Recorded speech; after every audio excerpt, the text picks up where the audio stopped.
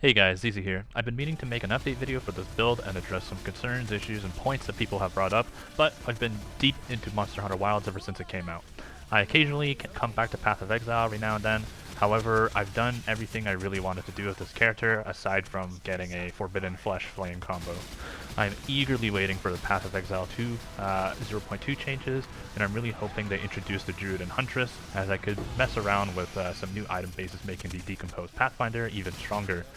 Anyways, I quickly learned that with this build, specifically for bossing, especially on low life, the upkeep of Coruscating Elixir was something that needed to be solved. I simply solved this with the Hunter mod for gain a flash charge when you deal a critical strike. Now, you don't need the belt that I've created one-to-one, however, it's not too crazy to kind of create something similar, right? So all you gotta do is roll a bunch of cheap essences onto the belt, make sure that the essence you're using is a suffix essence, until you hit tier 1 increased damage with hits against chilled enemies, and make sure you have an open prefix and an open suffix. And then from there, all you do is prefixes cannot be changed, reforge critical, to guarantee the critical flash charge modifier. Afterwards, all you do is prefixes cannot be changed, again, if you have an open suffix, and then reforge caster for the cast speed Flask mod. And there you have it, you have a decent belt to use for this.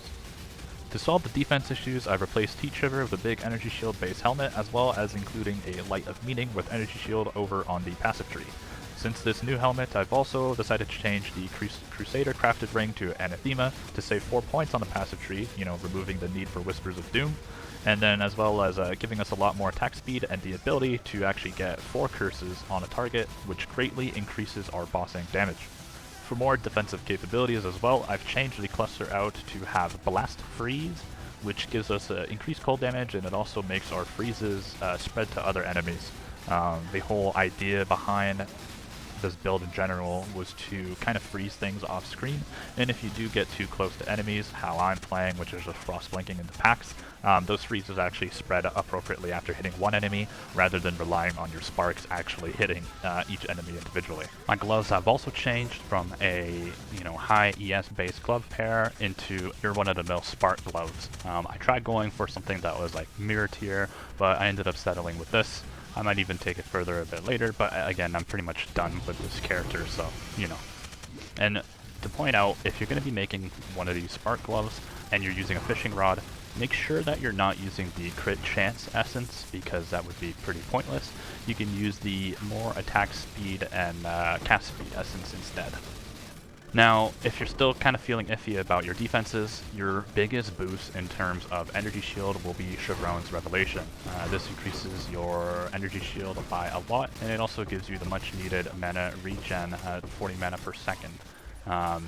You really need this ring to upkeep the amount of attack speed that you're going to be having down the line, but if you're not running the spark gloves, you don't necessarily have to worry too much about your mana regen.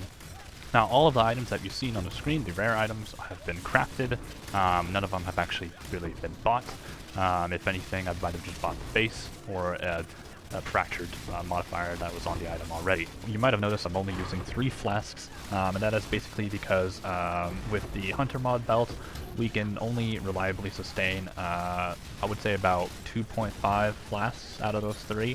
However, I've had at times where sustaining all 3 was doable, so that's why I've only used 3 flasks. You can use 5 when you're going about doing mapping, because those will stay up whenever you start killing enemies anyways, so don't be shy to use more flasks, but for bossing strictly, I would recommend either 3 or 2 flasks, with the bismuth one being the most important, given that we don't necessarily have a proper way to solve our defenses.